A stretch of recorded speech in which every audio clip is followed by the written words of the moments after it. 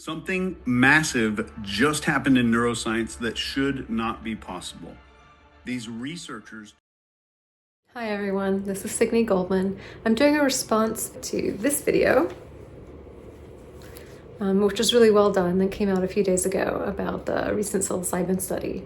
Someone asked me my thoughts on this. For those of you who don't know me, I'm coming into this conversation with an expertise that is not represented in the video, which is the clinical side and the sort of phenomenological side of someone who's an expert in psychedelics in clinical settings or treatment settings. And my intention with responding to this is not to refute it, but more to just augment it. If you don't know me, I am a psychedelic psychotherapist. So I make a living treating people with psychedelics in clinical settings, people with mental health conditions or symptoms. I'm a physician, a psychiatrist. I previously owned and taught a training program for psychedelic-assisted psychotherapists and how to use psychedelics clinically. And I own and run a psychedelic medicine program. And lastly, I currently have a book contract out for this very topic. So my expertise, longstanding, is in this space for decades. I also have what I think is a necessary background in the shamanic lineage side of this work. And I think it's especially relevant for this conversation because we're talking about what we know about consciousness and how much of that is new or not new and what are the implications of that. And as uncomfortable as many of us in the West may be with this fact, it is the case that there are long lineages of knowledge about how we manipulate our own consciousness and the consciousness of others in the shamanic healing traditions around the world. And so that some of this is informed by that as well. But I'm mostly speaking through my clinical sort of Western medicine psychiatric lens. Chase Hughes in this video does a really good job of kind of conveying the excitement and the sort of mixed implications of what's going on in psychedelic research. What I would like to speak to is, what is new or not new about this information and to what degree we should be worried about the sort of dangerousness of it. It is true that the sort of visual mapping that this study succeeded in accomplishing is new information. That being said, the brain areas which Chase outlines that are affected by the psychedelics are the brain areas that science already suspected and knew would be the ones that were impacted. So it's nice to see the visual of it, but it is not totally surprising that these exact brain areas are what's being impacted. This is what has been long suspected based on the phenomenology of the experiences that people have on psychedelics, which are pretty reproducible.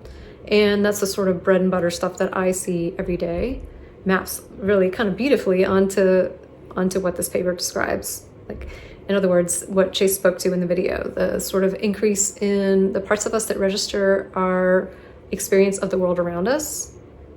And we only know we exist, we only know the world exists through the senses. So the five senses and the ways that we're registering that we exist and that the world exists and that we're in some sort of relationship with it is enhanced. And then the parts of us that have stories or ingrained patterns through which we see ourselves are decreased. This is true. This can potentially make us susceptible and can also make us more flexible in a healing sense. And I think Chase conveyed that well, but I want to speak to that with a little bit more lived experience in this world from multiple lenses. It is not the case that we can or will be able to control exactly what psilocybin accomplishes in someone's brain.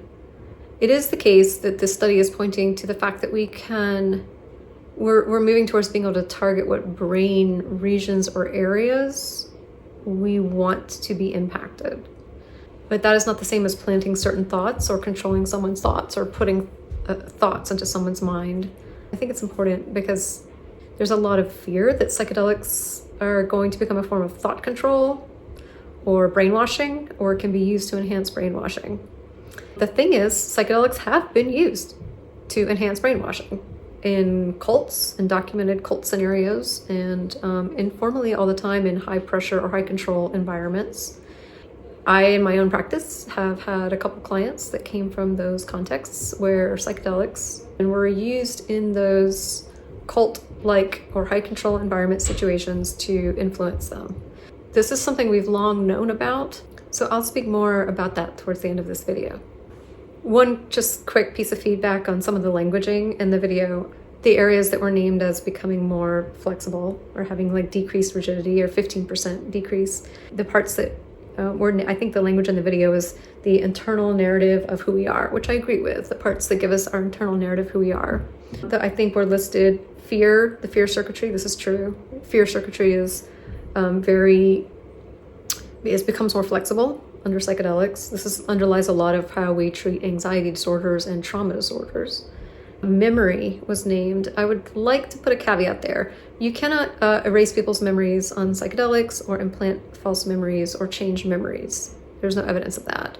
The fact that the memory centers are impacted in these brain imaging studies is because what's actually being impacted is the emotional valence of the memory. So I still remember that thing happening to me, but I'm not reliving the emotion of it. That is a real thing. So the fact that psychedelics are impacting memories and cross-referencing memories when you're under the influence of them is often because they are, I guess a way to say this accurately would be readjusting the emotional tone of the memory so that it's not lived as vividly. And clinically, this looks like things like flashbacks and things like that improving, or people will say, I remember my abuse, but I'm not re-experiencing the fear I had at the time. So I do think it's important just to clarify, we're not talking about an ability to change or erase a memory. I can see why that would cause a lot of concern among viewers, so I wanted to clarify that. The emotional center was named correctly, and the part of the brain that controls rumination or expectation, like I think this is going to happen, I'm preparing for this to happen, which is actually quite alive with a lot of anxiety disorders, right? Anticipatory anxiety or anticipating fear, that kind of thing. So I agree with the way that was described with that one caveat about memory. There was some references to the rewiring of the brain that can happen on psychedelics being, in theory or in the future, programmable by us as providers or by other people, or maybe people with nefarious intent, or just programmable, period. There is some nuance to that that I would like to speak to, and I will a little more at the end. Programmable is kind of a loaded term. I will say amenable to influence. And it's kind of a lot of what we're doing in psychedelic psychotherapy is picking parts of someone's psychological frameworking that they've built up for themselves and choosing with their collaboration the parts that they would like to work on being more flexible. And these are the parts in my job, they're the ones that are causing the symptoms. Right? So these are often trauma-based patterns that have been ingrained into their circuitry that they're wanting to create more flexibility around. So we are sort of targeting certain things, and that is true. And some of what the science is coming out and that he was highlighting, and I think his description was the ability to pick through interventional means what parts of the brain we're using a psychedelic to operate on and what parts of the brain we're not. This turning on certain parts of the brain and things like that. And so that's true. You could say programmable in that way. And then the question becomes, what does that actually mean in the real world? Like, what could be done with this?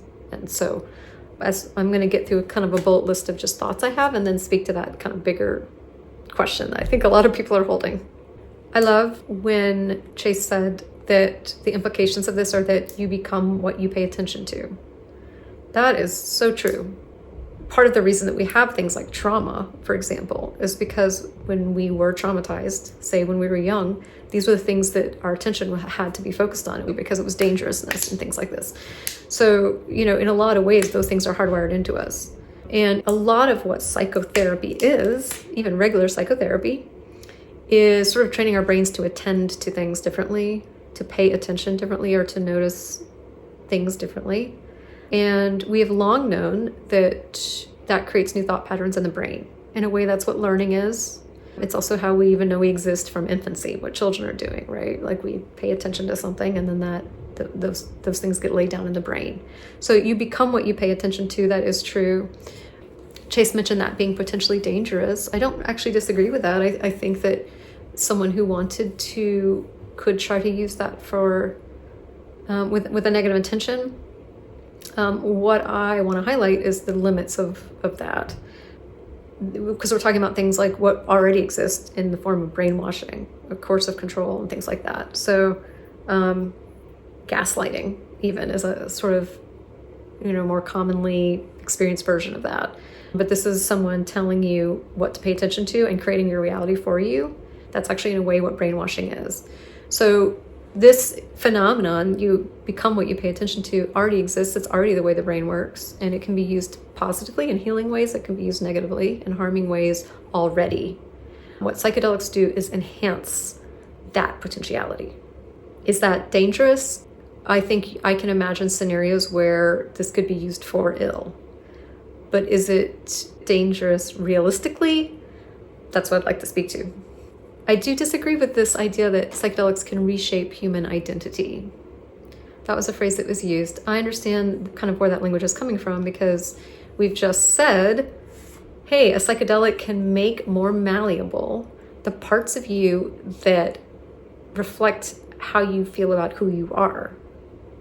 I've said it can't change your memories, but it can change the way you experience your memories, the way that your memories feel meaningful to you or not, the way that you react to the world, the story you tell yourself about your worth or who you are. A lot of those things can be influenced by psychedelics and by therapy in general, but psychedelics can certainly enhance that and do enhance that. So I can understand this idea that, reshaping human identity. I think that's an overstep with the language, though. Having been around psychedelics my whole adult life in all kinds of contexts, both underground contexts, shamanic, spiritual contexts, and in clinical, psychiatric, and medical contexts, I have never seen anyone's identity change or their sense of identity change. Usually what's happening is they feel entirely like themselves. Your identity is still there, but the things that were limiting you or creating challenges for you are, you feel like you are your identity, but you're less restricted or less constrained by your wounds or the places in your nervous system where there are like glitches or knots from trauma or other things. Other ways that I've seen it is when people feel like a spiritual shift, and that's been very well documented. Like, I feel more connected to the universe. I feel like I am part of God. These kinds of things are very, very well documented, and I do agree that that happens. So if you consider that a shift in identity, I think there's something to that. Not everyone interprets that in religious terms. Sometimes people just say, I feel more connected to everything, or I feel like part of, this wide pool of consciousness or things like that. But those, what we would term spiritual or existential kinds of shifts, do happen. But that's based on their experience of feeling that and then deciding that they understand that as feeling real to them. But this idea that you can get your identity changed in a sort of brainwashy way, like you can make a person into another person, or you can change a person's sense of themselves, is not accurate. That doesn't happen. So I wanted to just talk a little bit about consciousness, because one of the things I think this video does really beautifully is connect the research going on with psychedelics to the dialogue that we as human beings are having with what is consciousness. And for that reason, it is one of the most exciting conversations happening at all right now in human history in this moment, in my opinion. And so this enthusiasm that Chase has in this video for how big this is, I agree with, and I actually really appreciate the way he's highlighting this whole thing.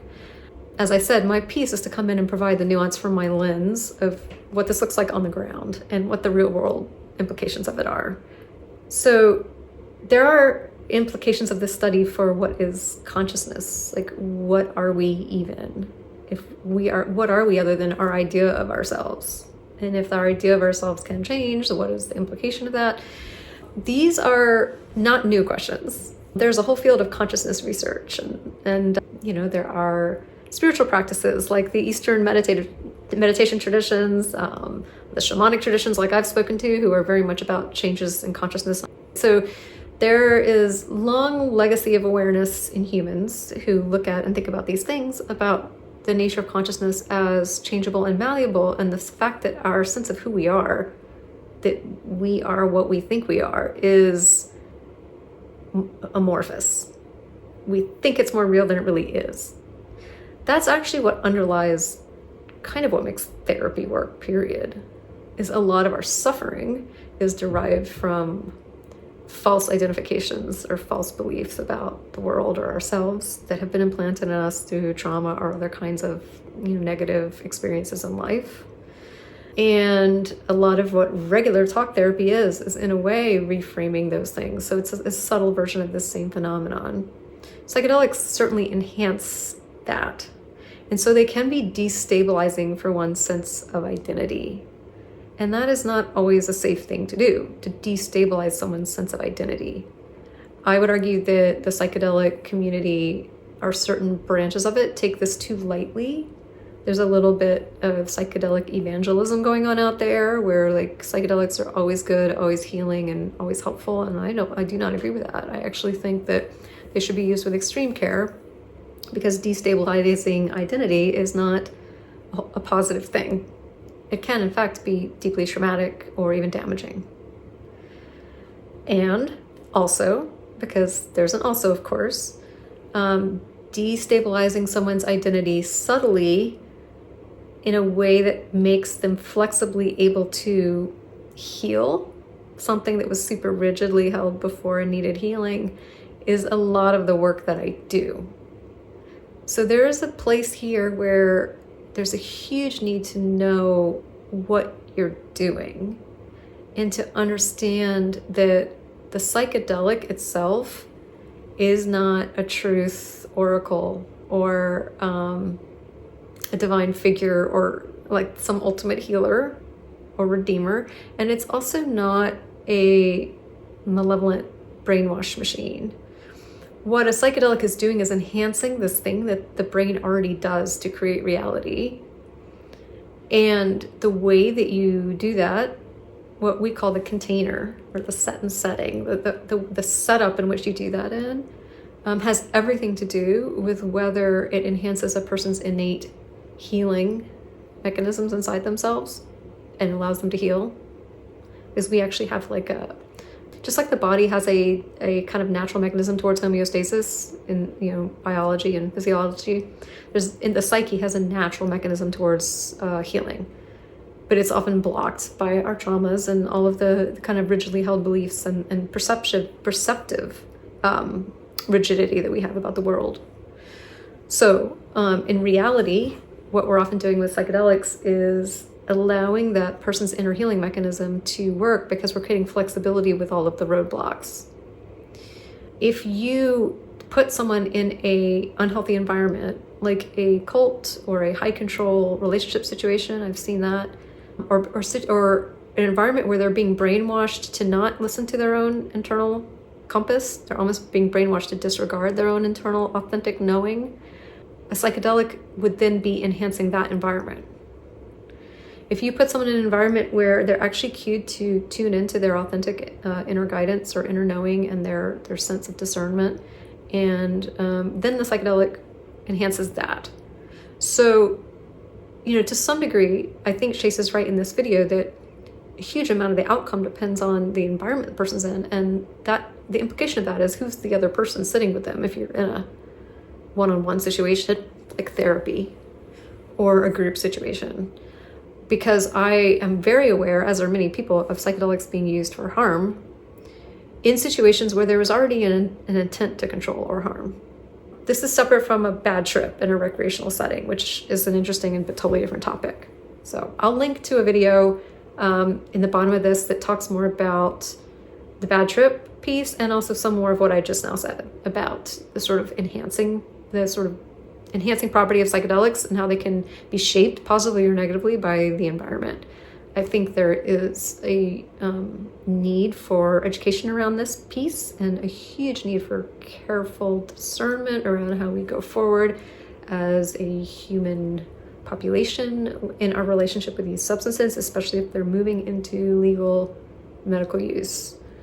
That cannot be emphasized enough. This is one of the things I liked about Chase's video, was it's kind of highlighting this, exclamation point, pay attention to this, people. It's not to be taken lightly. So just back to the consciousness stuff. Identity is not a constant, is just true about consciousness, whether you're on a psychedelic or not. And if it's destabilizing for you to have your identity shaken, you should not be given psychedelics. And so there needs to be discernment in any kind of care team, in a lot of education with people around whether this is right for them. It is not right for everyone. People should not be taking psychedelics kind of indiscriminately out there. I think there's too much of that happening right now, and it's risky. I think Chase used the expression that identity is not as permanent as it feels, which I agree with. I don't think that's new information. That's what like I said, we've known this just from consciousness research and other fields of study for a long time. But I do think it's cool how he's highlighting it in connection with this study and this actual kind of like hard science brain research, right? That part of the conversation is new and super fascinating. I do agree, as I said earlier, that whoever controls your attention has an influence. This is true on psychedelics, but also just in general. This is true in regular consciousness. This is how people do get brainwashed or influenced by, like, say, abusive control relationships and things like that. Is the person who controls your attention, controls your awareness. It can be used for healing or to manipulate, is sort of one of the notes I had from the video. That's true, but there's some nuance to this. You cannot implant thoughts or beliefs in people with psychedelics. You cannot control where a psychedelic trip will go or what kinds of experience people have on it.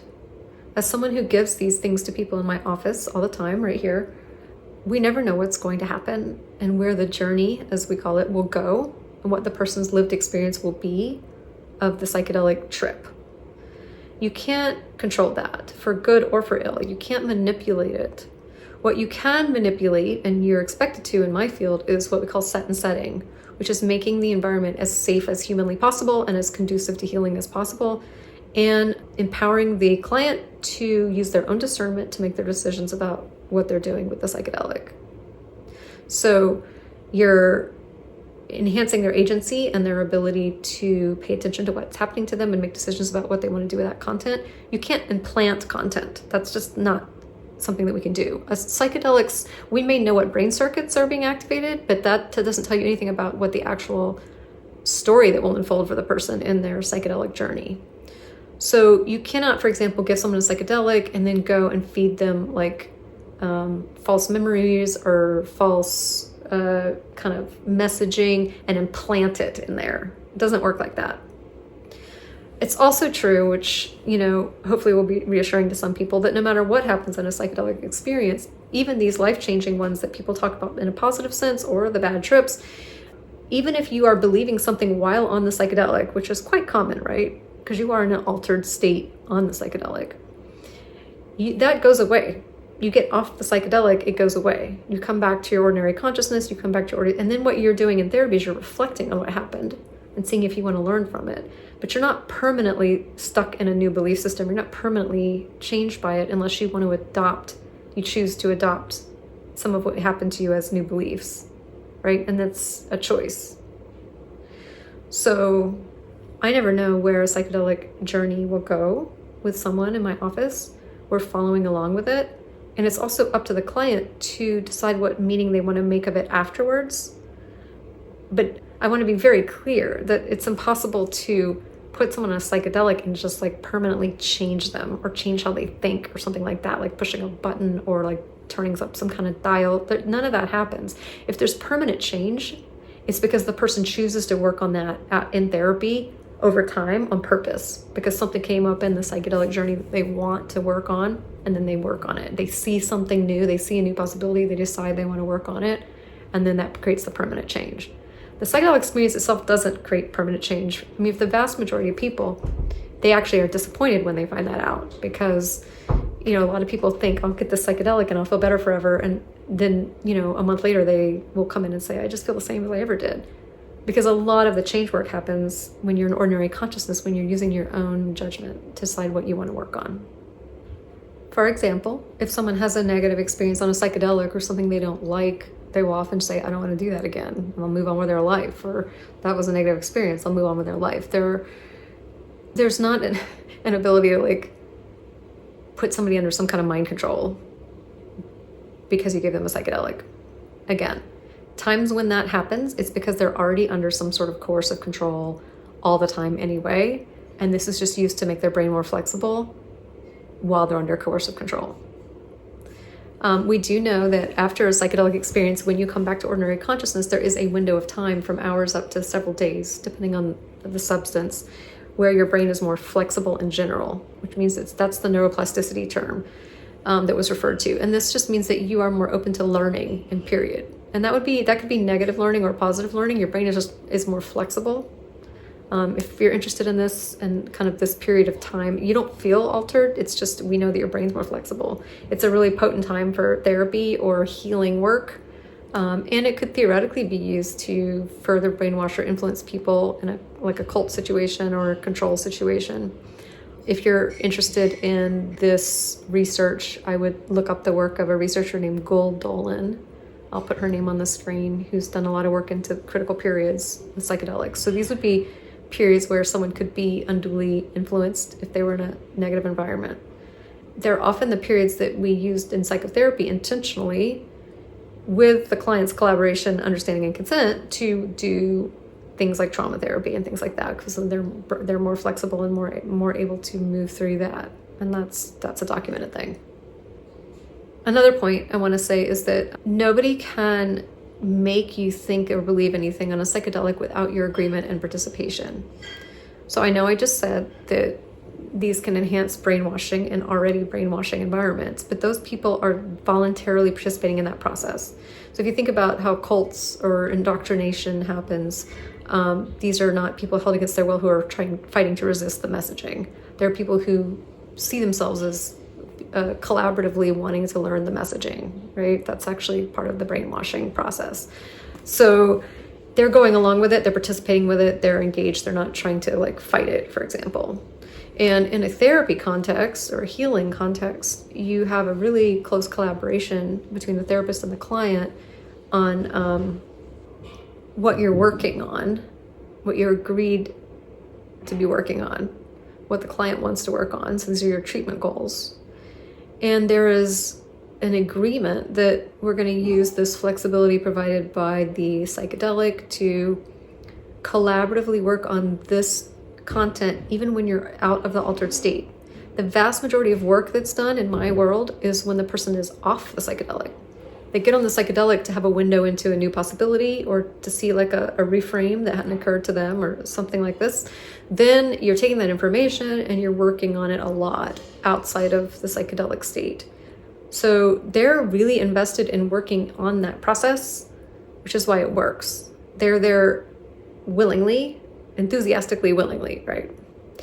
It is impossible to take someone who doesn't want to be there and doesn't want to get any new information and against their will, put them on a psychedelic and make them change their beliefs and things like that. There's just no evidence that can happen.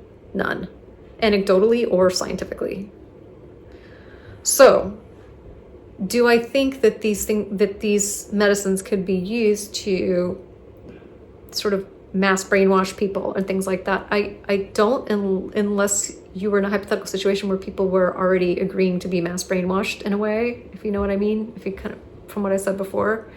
Nobody's going to influence your mind against your will on a psychedelic. What is the risk, though? The actual risk is there's several. One is dangerous recreational use, unsupervised, without a safe set and setting where people can get re-traumatized, assaulted, violated, outright harmed. This is happening. This happens. This always happened in the underground. And I think it's less likely to happen in supervised clinical settings where people have licenses and things that they have to maintain. But this is a risk. Bad trip experiences, being traumatized in recreational contexts or people taking them on their own, all those things, those are risks. More subtle and less commonly understood risks is the risk of influence in a therapy context or a healthy group context where the therapist is not trained enough to know how to track their own agendas and what they are subtly influencing the client with. That to me is a higher risk than a lot of the things that seem more inflammatory, because this is likely to be happening because we're rolling out psychedelics in clinical settings. It's going to happen. And a lot of therapists are unprepared to understand how they may subtly influence someone. And that is a tricky area that I can talk a lot about in other videos and talk a lot about with my own trainees and supervisees. It's outside the scope of this, but I think that is a risk. This can be mitigated by a lot of education on the part, like educating clients, educating providers, but also educating clients on what to watch for. And it probably goes without saying, but psychedelic psychotherapy is it's like a sacred obligation. It's a very carefully held work. And a huge part of that is your own self-reflection and monitoring of yourself as the provider. I use the word sacred not in a sort of traditional religious sense, but that's a sacred obligation in this field because of the vulnerability of someone who is under the influence of a mind-altering substance. We would not be doing this at all if it weren't for its just very proven track record as healing when it is done correctly. So as someone who's been doing it for years, we have very good outcomes. We don't have bad outcomes. People are getting better, and they're getting better than they were when I was just doing regular psychiatry or regular therapy, on average, collectively, right? So this is why I think that this is a train that's not going to be stopped in our culture. And my main concern is that therapists and providers are not trained enough, because this isn't the kind of training where you just like talk about dosing and this is actually has to be training that is more in line with really what I learned in shamanic lineages, which is deep work on yourself so that you're a clear channel and that your stuff isn't getting into the situation, your agendas aren't getting in, that you're not influencing. This involves a really high level of discernment around how you track yourself, for the very reasons that Chase is talking about in this video. Consciousness is influenceable. We are influencing each other all the time. That's what marketing is. That's what advertising is. That's what, also we're super influenceable. We know this already about neuroscience and consciousness. And everything that we believe is something that we have been influenced to believe. A lot of those things in traumatic ways. Can't talk. So if you are holding a healing container for someone, your main job is to do no harm. And that, since you are the main source of potential harm, you have to look at yourself with a microscope, and you have to continually do that. So one of the things I do is supervision for psychedelic psychotherapists that are ongoing, seeing clients, so they can keep checking on themselves all the time, which is the ethical thing to do, right? We're all doing that. So if this is rolling out in our society, which is going to happen, we can be afraid of it, which to some degree is warranted, but we also can prepare for the inevitability of it by putting it in charge of the people who are doing the best job of being careful and cautious with it and doing the most training in that way. And we're talking about examining as providers our own consciousness in order to hold a clean, unadulterated container for the client to go into an altered state to do their process. And that is a delicate and careful thing. Can it go wrong? Yes. Is it going wrong already all the time? Yes. That stuff is happening and will continue to happen. And so what can I do? I can stay in this conversation. What I cannot do is say, let's throw psychedelics back underground or make them illegal again because they're dangerous. Because my lived experience, day in and day out, is the people who are helped by this that aren't helped by anything else. So I think the only ethical thing to do is to stay in this conversation. So I appreciate you guys being in it. Appreciate Chase for the just really well done video highlighting this particular research project. Hope this was food for thought.